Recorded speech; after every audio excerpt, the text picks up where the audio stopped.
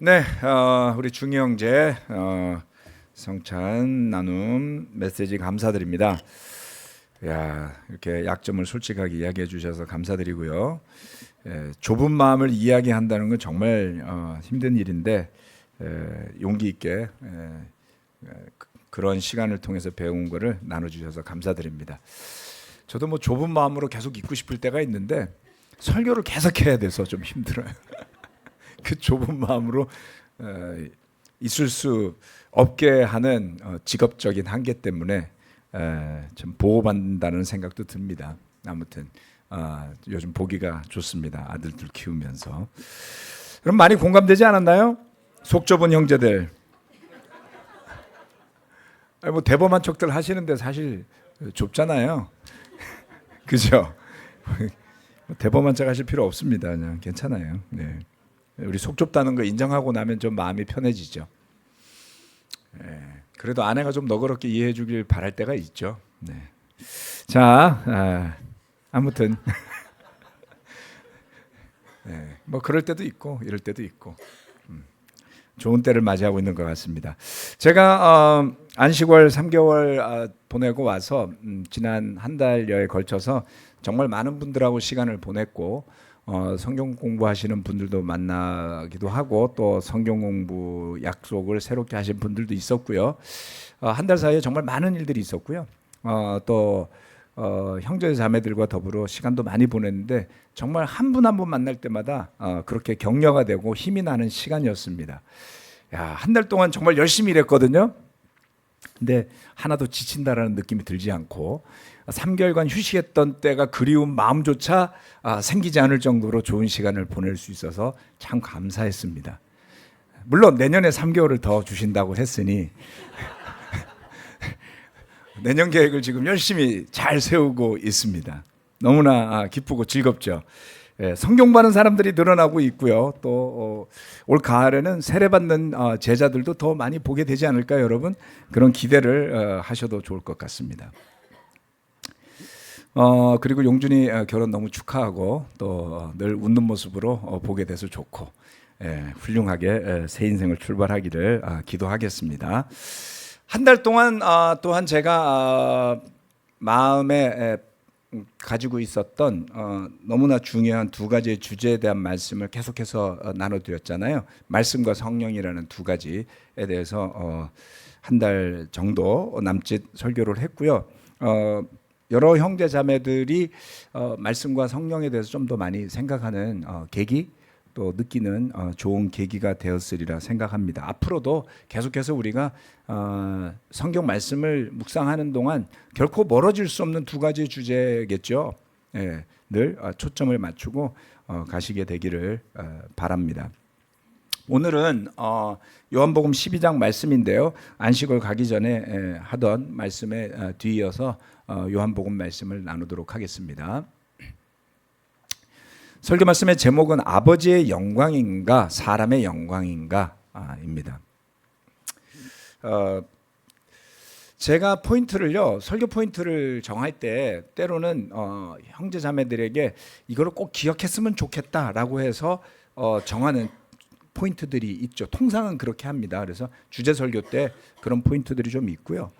그런데 설교를 한 30여 년 넘게 하다 보니까 그것이 때로는 좀 너무 인위적이 되기 쉽다라는 생각이 들어서 제가 몇 년 전부터는 주제 설교 말씀의 구절이 그냥 포인트가 되어 있으니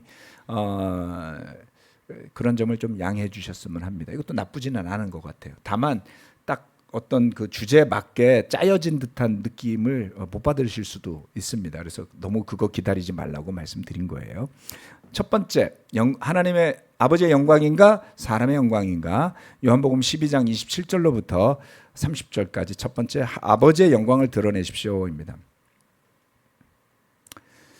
지금 내 마음이 괴로우니 무슨 말을 하여야 할까? 아버지, 이 시간을 벗어나게 하여 주십시오 하고 말할까? 아니다. 나는 바로 이 일 때문에 이때에 왔다. 아버지의 이름을 영광스럽게 드러내십시오. 그때 하늘에서 소리가 들려왔다. 내가 이미 영광되게 하였고 앞으로도 영광되게 하겠다. 거기에 서서 듣고 있던 무리 가운데 무리 가운데서 더러는 천둥이 울렸다고 하고 또 더러는 천사가 그에게 말하였다고 하였다. 예수께서 대답하셨다. 이 소리가 난 것은 나를 위해서가 아니라 너희를 위해서이다. 이 27절 바로 앞 구절들을 살펴보시게 되면 예수님이 이제 조만간 고난을 당할 것을 말씀하시는 장면이에요. 십자가의 고난을 앞두고 있죠. 요한복음은 12장, 13장, 14장, 15장, 16장, 17장까지에 걸쳐서 굉장히 짧은 시간 안에 일어난 일들이 쭉 연결되는 그러한 아주 핵심적인 예수님의 십자가 사건 직전의 상황들과 제자들과의 대화, 이런 것들이 많이 기록되어져 있습니다. 이제 그런 일을 앞두고 예수님은 자신의 심정을 이렇게 표현했죠. 내 마음이 괴로우니 무슨 말을 해야 할까? 이 시간을 벗어나게 하여 주십시오. 이 마음이 있었던 거죠. 라고 말할까? 아니다. 나는 바로 이 일 때문에 왔다라고 주님이 말씀하셨어요. 뭔가 그것을 준비하고 계시는 것을 볼 수가 있죠. 그럴 때 이 방금 읽은 구절에서는 두 가지의 초점이 저는 느껴졌습니다. 첫 번째는 아버지의 이름을 영광스럽게 드러내십시오라고 예수님이 이야기를 했죠.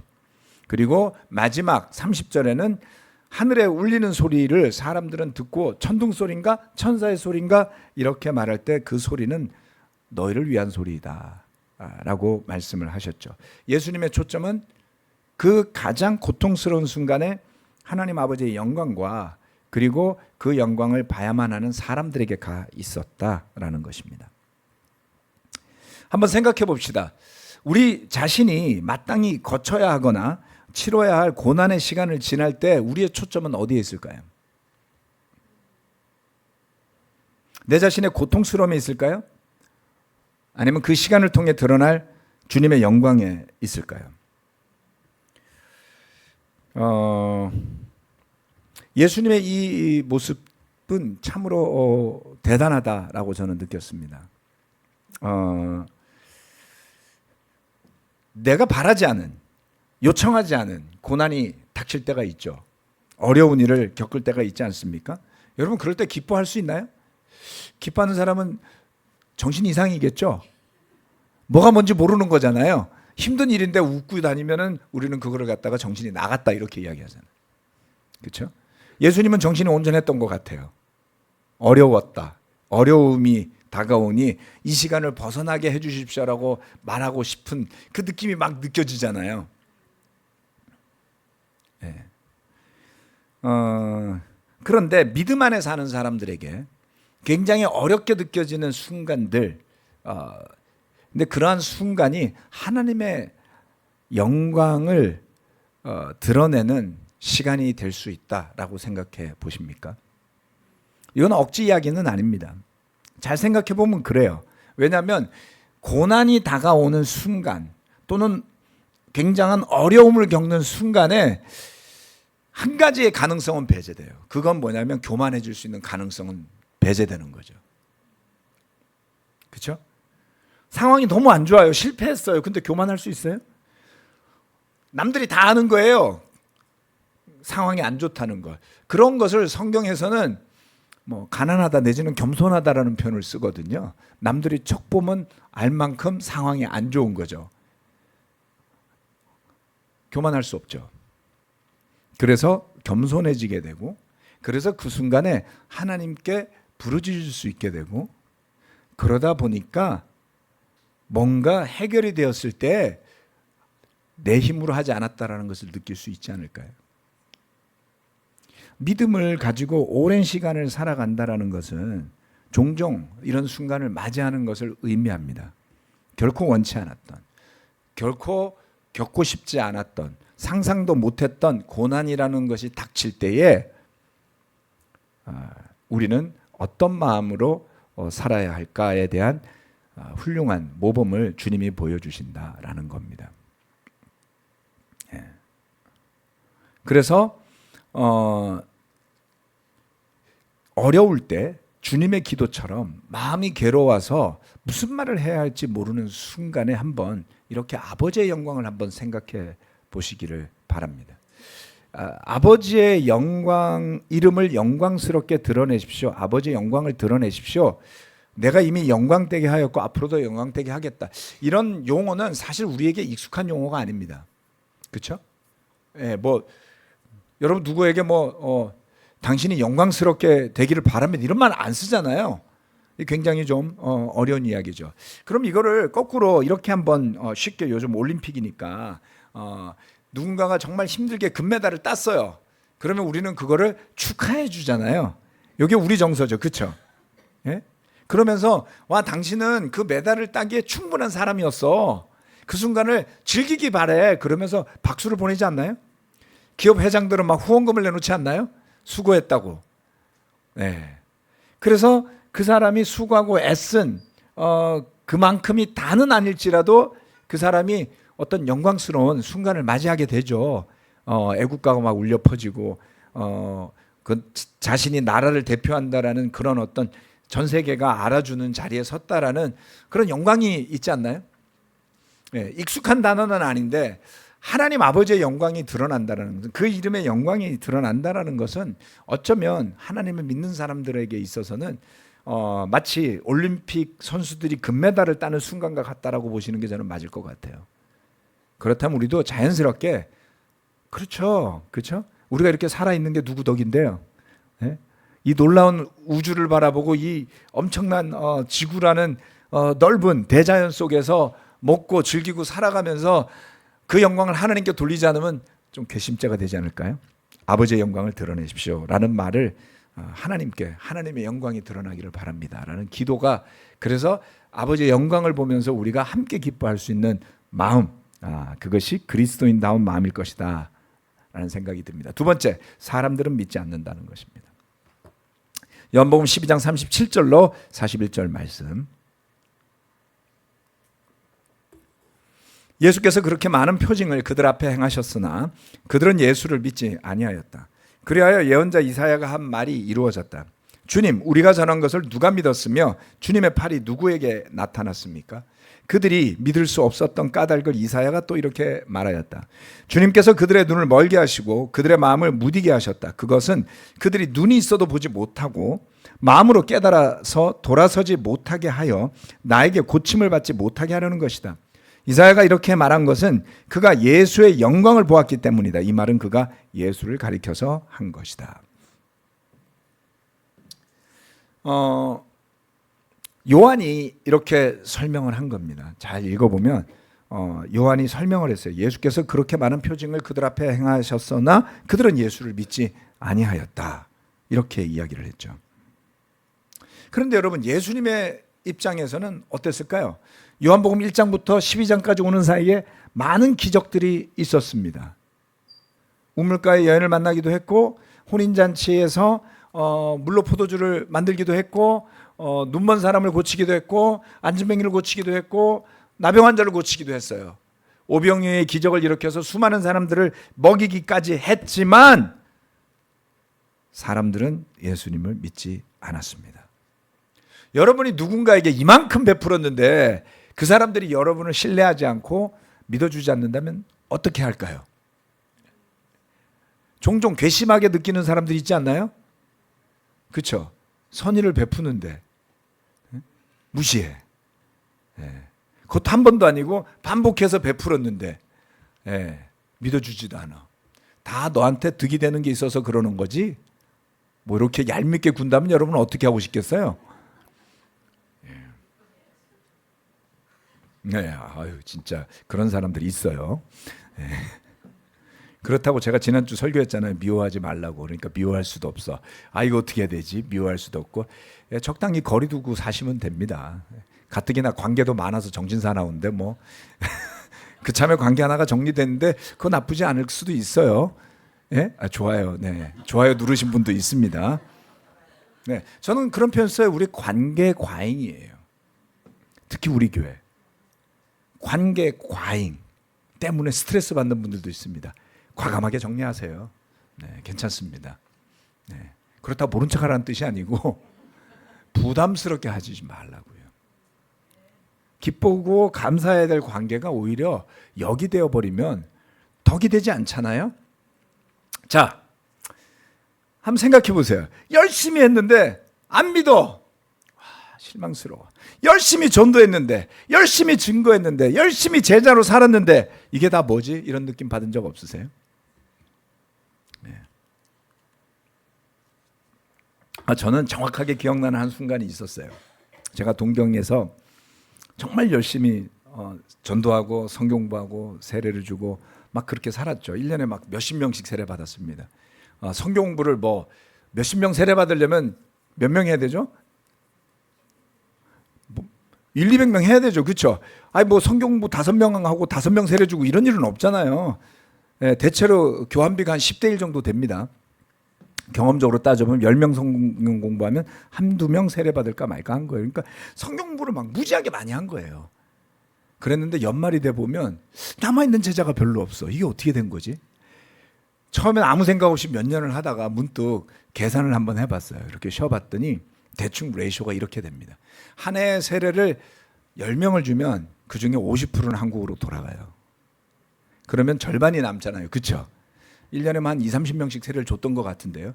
그러니까 20명이라고 생각해 봅시다. 20명. 지금 생각하니까 진짜 그때 세례 많이 줬어. 어떻게 그렇게 했지? 지금도 다시 한번 해보고 싶습니다. 그런데 20명 중 10명이 돌아갔어요. 그럼 남은 10명 중에 한 5명은 제자로 살기 너무 힘든데요. 중간에 나가요. 그러면 남는 사람 몇 명이요? 5명 남는 거예요. 한번 생각해 보세요. 그렇게 제가 한 3년을 했어요. 그러고 나니까 지쳤어요. 질지법도 하죠. 그래서 제가 저와 같이 있던 그 형제들하고 모여가지고 신주쿠에서 그 빌딩 밑에서 기억나요. 신주쿠 어디 빌딩 밑에서 앉아가지고 시간을 보내면서 이런 이야기를 했죠. 1년에 절반이 돌아가고 남은 사람 중에 또 절반은 떠나가고 그래서 마지막에 남은 사람은 한 절반밖에 안 되는 것 같은데 이걸 계속 해야 될까? 어떻게 생각하냐고 이렇게 물어봤던 기억이 납니다. 이렇게 해서 교회가 세워질까? 할 수 있는 걸까? 의구심이 들었던 거예요. 결론은 그러니까 더 많이 세례 주자였습니다. 그래서 제가 동경에서 돌아올 때 후회 없이 돌아왔어요. 정말 최선의 이상을 다했기 때문에 저는 후회가 없었습니다. 뭐 평가는 알아서들 하시겠지만 그런데 저는 그때 이 구절이 제 마음에 떠오르지는 않았어요. 그럴 수 있어 라고 생각하지 못했어요. 왜 안 되지? 왜 사람들은 믿지 않지? 왜 사람들은 이 좋은 걸 모르지? 이거 진짜 좋은데. 복음이 이렇게 좋은데, 예수님이 이렇게 놀라운데 사람들은 왜 관심이 없을까? 왜 받으려고만 할까? 하나님이 만들어 놓은 세상 속에서 온갖 좋은 것을 누리고 살면서도 그 창조주이신 하나님을 왜 알려고 하지도 않고 알지도 못할까? 그런 모순 속에서 믿음을 지키고 사는 게 썩 즐겁지 않은 때가 있었습니다. 헛일을 하는 것 같고 과연 이렇게 하는 게 맞을까? 이런 고민이 들었던 때가 있는데 그때 제가 깨닫지 못하고 간과한 것이 있다면 바로 이 말씀이었던 거예요. 주님께서 그들의 눈을 멀게 하시고 그들의 마음을 무디게 하셨다라는 말씀을 생각해 보세요.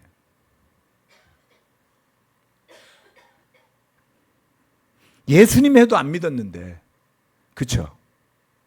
눈앞에서 죽어가는 사람을 살려도 안 믿는데 여러분과 제가 뭐라고 사람들이 다 믿어야 돼요? 그렇지 않나요? 예수님이 살아있던 시절에도 안 믿었는데 우리가 뭐라고 얼마나 사람들이 믿을 수 있을까요? 생각해 보니까 제가 제 자신을 너무 과대평가했나 봐요. 별 볼 일 없는 주제. 그런다고 뭐가 대단하다고 실망하고 그랬을까요? 와우, 하나님이 그렇게 하셨단 말이야? 그렇게 생각하면 사실 좀 하나님 약간 나쁜 것 같잖아요. 너 보지 마. 너 듣지 마. 그렇게 하고 나중에 지옥을 보내겠다고요? 이거 불공평한 거 아니야? 이렇게 생각하실 수도 있어요. 그런데 그거 아닙니다. 왜냐하면 41절 말씀에 이렇게 이야기를 하잖아요. 예. 이사야가 이렇게 말한 것은 그가 예수의 영광을 보았기 때문이다. 이 말은 그가 예수를 가리켜서 한 것이다. 예. 이사야 예언자가요. 이사야 예언자가 지금 여기에 제가 주석을 그대로 붙여놨죠. 12장 38절 말씀의 뒷부분에 보면 이사야서 53장 1절 이렇게 돼 있잖아요. 그렇죠? 이사야서가 1장부터 66장까지가 엄청 길거든요. 예언을 어마어마하게 한 거예요. 여러분 53장까지 읽어보세요. 막 처음 읽어보는 사람은 어질어질할 거예요. 뭐 이렇게 길어? 그렇게 많은 예언을 했는데 사람들이 안 들었어요. 예. 배척당했어요. 주님, 이게 뭡니까? 내가 이렇게 열심히 주님의 말씀을 전했는데 이게 뭡니까? 그런데 그가 아니라는 거예요. 왜요? 이사야가 예수님의 영광을 보았기 때문에 했던 말이라는 게 왜 붙었을까요? 놀랍게도요, 이사야가 예수님을 봤다는 거예요. 그런데 봤더니 사람들이 메시아가 왔는데도 안 믿어. 그죠? 그 메시아를 십자가에 못 박아. 어땠을까요? 이사야의 마음이. 그런 그것을 봤다는 거죠. 그래서 신약 복음서에서 가장 많이 인용된 구약 성경은 시편과 이사야서 말씀이에요. 예수님이 이사야를 많이 인용하셨단 말이에요. 왜요? 그가 예언한 사람이었죠. 근데 그런 이사야는 그 예수님의 영광을 봤는데 그 예수님의 영광은 뭡니까? 십자가의 영광이에요. 금메달의 영광이 아니라고요. 패배자요, 죄를 대신해서 죽음당하는, 배척당하는 메시아의 모습을 봤다는 거죠. 이사야 고생 참 많이 한 예언자였습니다. 네. 예언자 중에 단연코 최고예요. 최고. 구약의 예언자 중에 최고의 예언자가 이사야로 꼽힘을 받죠. 그렇지만 살아생전 그는 무시당했어요. 높임을 받은 적은 없습니다. 하나님의 백성이라 불림을 받는 사람들, 이스라엘 백성들, 그리고 그들을 영적으로 이끌어야 할 지도자들이 그런 그의 예언의 말씀에 반응하지 않습니다. 다가올 재앙을 보고 예언했지만 사람들은 귀 기울이지 않았습니다. 무관심했어요. 얼마나 답답했을까요, 여러분? 그렇지만 그는 예수님의 영광을 보고 깨달았고 끝까지 믿음을 지키고 인내하며 예언자의 역할을 다 했던 것이었죠. 사람들이 믿지 않을 때, 또는 믿던 사람들이 불신으로 돌아설 때 우리는 어떻게 해야 할까요? 나의 수고를 생각하면 참 허무하기 그지없지 않을까요? 네, 여러분 되게 신기한데요. 저는 세상 살면서 별로 그렇게 무시받아 본 적은 없거든요. 우리 교회에서 제일 많이 무시받았어요. 의도적으로 무시하려는 사람들 많이 만났습니다. 신기하죠? 네? 세상에서는 글쎄요, 저를 무시할 사람을 만날 일이 없는 게 제가 상종을 안 해서 그랬을 수도 있고요. 서로 그냥 자기 일 하느라고 바빴어요. 그렇죠? 무시할 틈이 어디 있습니까? 네. 왜 그런 일이 벌어질까? 라고 생각해 보니 이게 영적인 원리라는 것을 깨닫게 됐습니다.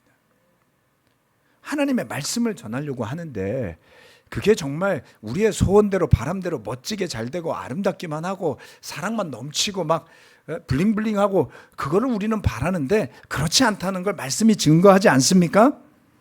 이사야가 보았던 예수님의 영광 우리도 봅시다. 우리가 열심을 내는 동기부여를 우리의 수고의 성과물에서 찾으려고 한다면 여러분 반드시 넘어질 겁니다. 믿음의 사람에게는 예수님의 영광을 보는 것만으로 충분할 수 있어야 돼요. 왜냐하면 이와 같은 말을 요한만 하진 않았거든요. 바울도 해요. 사람들은 믿지 않는다. 바울도 했다고요. 로마서 10장 16절로 21절 말씀.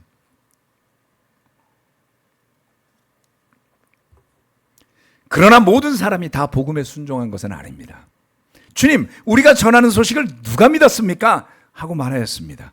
그러므로 믿음은 들음에서 생기고 들음은 그리스도를 전하는 말씀에서 비롯됩니다. 그러면 내가 묻습니다. 그들은 들은 일이 없습니까? 물론 그렇지 않습니다. 성경 말씀에 그들의 목소리가 온 땅에 퍼지고 그들의 말이 땅 끝까지 퍼졌다 하였습니다. 내가 다시 묻습니다. 이스라엘이 알지 못하였습니까? 이에 대하여 하나님께서 먼저 모세를 통하여 이렇게 말씀하셨습니다. 나는 내 백성이 아닌 사람들로 너희의 질투심을 일으키고 미련한 백성들로 너희의 분노를 자아내겠다. 또한 이사야는 매우 담대하게 이렇게 말씀을 전하였습니다. 나를 찾지 않는 사람들을 내가 만나주고 나를 구하지 않은 사람들에게 내가 나타났다. 또한 이사야는 하나님께서 이스라엘을 보고 복종하지 않고 거역하는 백성에게 나는 온종일 내 손을 내밀었다 하신 말씀을 선포하였습니다. 로마서의 말씀은 사도 바울은 조금 더 다른 각도에서 믿지 않는 사람들에 대한 이야기를 합니다. 하나님에 대한 소식이 전해지지 않은 것은 아니지만 사람들이 듣지 않았다고요. 그렇지 않나요? 오히려 하나님은 복종하지 않는 백성에게 온종일 손을 내밀고 계셨던 것이다 라고 이야기를 하죠. 조금 전에 읽었던 이사야서 말씀을 인용하며 요한이 기록했던 눈을 멀게 하고 마음을 무디게 하여 보지 못하고 듣지 못하고 깨닫지 못하게 했다라는 것이 하나님이 그 사람들을 왕따시키고 이짐에 시킨 것이 아니라는 겁니다. 그것은 사람들이 불신으로 대응했던 것들을 역설적으로 강하게 표현한 거죠. 마치 하나님에게 버림받은 사람인 것이나 다름없는 모양처럼요. 정신 차리라는 이야기입니다. 어떤 사람들이 그렇게 될까요? 자기는 선택받았다고 믿는데, 자기는 괜찮다고 생각하는데 하나님이 보시기에 괜찮지 않은 사람들이요.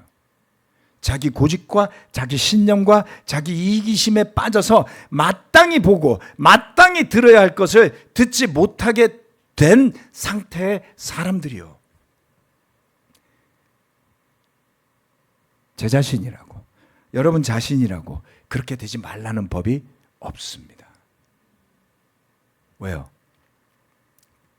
고통받고 싶어 하지 않을 때, 내가 마땅히 걸어가야 할 믿음의 길을 걸어가는 대신에 편안한 것을 추구하고 싶을 때요, 안 들리게 될 겁니다. 어떤 순간은 견디셔야지 돼요. 저는 여러분 모두가 겪는 모든 상황을 다 알지 못합니다. 그래서 내가 지금 이런 거를 겪고 있는데 저 목사님 누구한테 듣고 설교하는 거 아니야? 그런 생각 하시지 말라 그랬죠? 전 그렇게 전지전능하지도 않고요. 우리 교회 정보 네트워크가 무슨 CIA에 뺨치는 수준으로 되어 있는 것도 아니에요. 그냥 말씀을 전하는 겁니다. 만약에 그런 일이 있으면 우연이라고 생각하시되 하나님이 기회를 준다고 생각하시는 게 더 합당할지도 몰라요. 그렇게 되지 않도록 우리가 아버지의 영광을 보기를 원하고 아버지의 영광이 드러나게 되기를 바라고 원컨 원치 않건 그 길에 집착하는 것이 아니라 예수님의 영광을 보며 그것이 영광임을 깨달을 수 있다면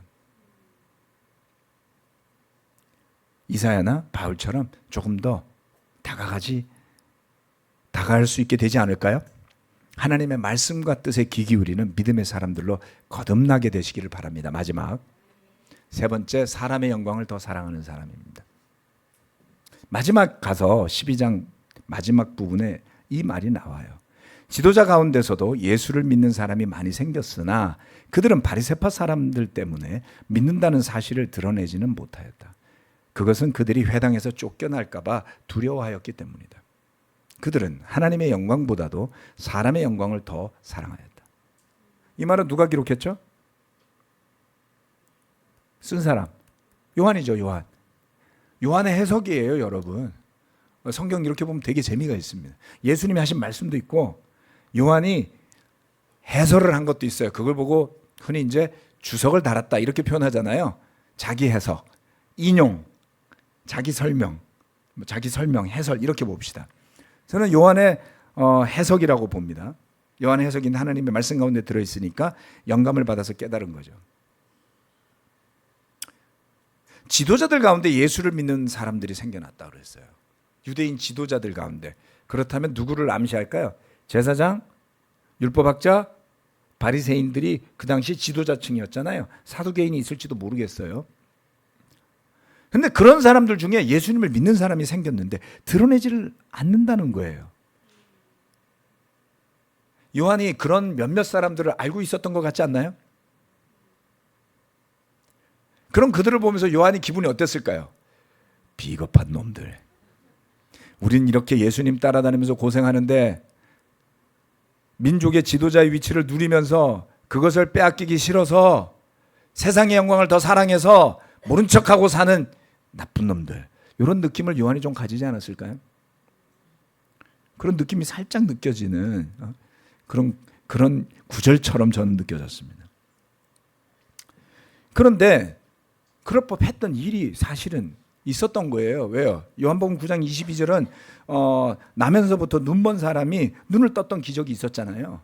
그런데 그것 때문에 바리새인들이 난리가 났죠. 부모를 불러서 조사하고 요즘 조사 그러면 싫잖아요. 그렇죠?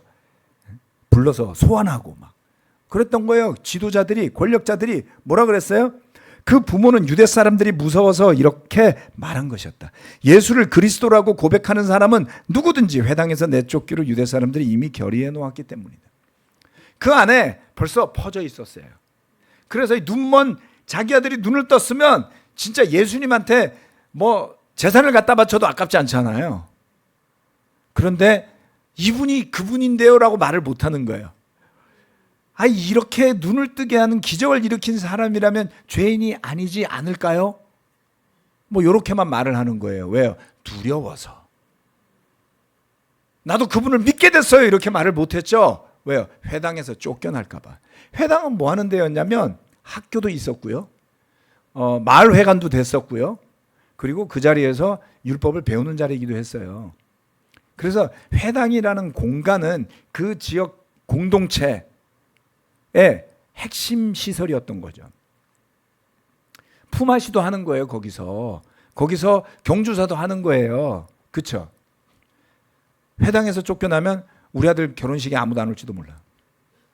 회당에서 쫓겨나면 아버지 장례식 때 아무도 안 와. 무시받아. 지나가는데 다 투명인간 취급해. 살 수 있겠어요? 상점에 가서 물건 사는데 다 아는 사람들이잖아요. 커뮤니티가. 그 커뮤니티에서 소외당한다는 두려움, 무서운 거죠.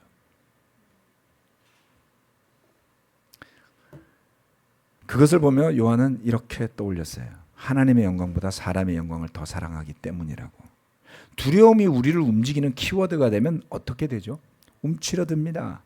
눈치 보게 되죠. 소심해지죠. 손해볼 것 같아요. 조심하게 되죠. 이런 모습은 믿음이라는 단어와는 거리가 멀어요. 믿음, 여러분 믿음이라는 단어를 그냥 내가 믿는 거 이렇게만 생각하시는데요. 그 단어는 다양하게 쓰이거든요. 그래서 믿음이라는 단어는 영어로 faith라고 그러잖아요. faith, 그렇죠? 믿음, faith 말고 faith. 예.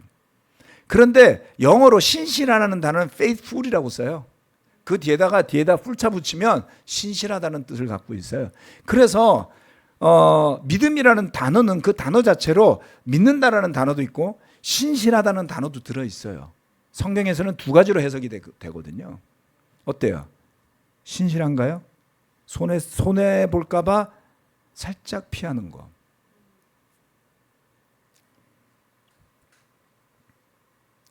충실하지 않죠. 신실하지 않죠.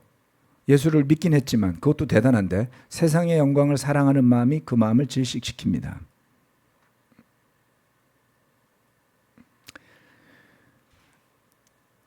학자들은 이 지도자들 가운데 누가 있었을까 되게 궁금하잖아요. 그런데 그 중에 이름이 나온 사람이 있어요.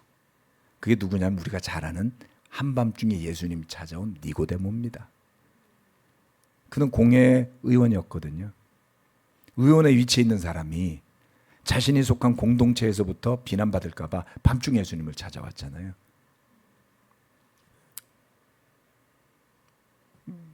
또 한 사람이 있어요. 아리마대 요셉이요. 요한복음 19장 38절로 40절 말씀. 그 뒤에 아리마대 사람 요셉이 예수의 시신을 거두게 하여 달라고 빌라도에게 청하였다. 그는 예수의 제자인데 유대 사람이 무서워서 그것을 숨기고 있었다. 빌라도가 허락하니 그는 가서 예수의 시신을 내렸다. 또 전에 예수를 밤중에 찾아갔던 니고데모도 몰약과 침향을 섞은 것을 100근쯤 가지고 왔다. 약 34kg이랍니다. 그들은 예수의 시신을 모셔다가 유대 사람의 장례 풍속대로 향료와 함께 삼배로 감쌌다. 커밍아웃 했죠. 누가요? 두 사람이요. 아리마대 사람이라는 요셉과 그 한밤중에 찾아왔던 니고데모가 예수님이 십자가에 매달려 죽으신 다음에 빌라도에게 와서 예수님의 시신을 달라고 요청했어요. 바리새인들은 예수님이 부활할 거라고 말했기 때문에 눈을 부릅뜨고 있었잖아요. 즉 자신들이 예수님을 믿었던, 그를 따랐던 제자라는 게 드디어 드러나게 된 거예요. 그런데 여러분, 이 시점이 놀랍지 않나요? 예수님이 십자가에 못 박혀 죽으시자 그를 따르던 제자들, 조금 전에 뭐라고 썼죠? 세상의 영광을 더, 사람의 영광을 더 사랑했기 때문이다라고 썼던 그 요한도 도망갔잖아요. 저는 그 구절이 자신의 부족함을 그냥 드러내는 것처럼 느껴지거든요. 요셉도 지도자급이었고요. 돈 많은 부자였고요. 니고데모는 말할 것도 없이 지도자였어요. 그런데 다른 복음서에는 이들의 이름이 나오질 않습니다. 요한이 니고데모를 계속 3번을 등장시키거든요. 요한복음에서. 복선이 있다고 느껴지지 않나요? 무서워서 사람의 영광을 더 사랑했기 때문에 드러나지 못했던 사람이 그렇게 예수님을 따라다니기 위해서 모든 것을 버린 것처럼 보여줬던 제자들이 다 버리고 도망갔을 때 이 두 사람은 드디어 자신을 드러내면서 가장 불리한 여건과 상황에서 하나님의 영광을 택한 사람들이 되었죠. 여러분, 아버지의 영광을 추구하겠습니까? 사람의 영광을 추구하겠습니까? 사는 동안 아마 우리는 엎치락 뒤치락 할지 모르겠어요. 그런데 끝맺음은 니고데모와 요셉 같았으면 좋겠습니다. 그리고 더 놀랍게는 이 요한은 마지막 순간까지 아버지의 영광을 위해 사는 사람으로 변모하지 않나요? 믿음 안에서 승리가 거기에 있는 것이죠. 함께 기도하고 예배 마치겠습니다.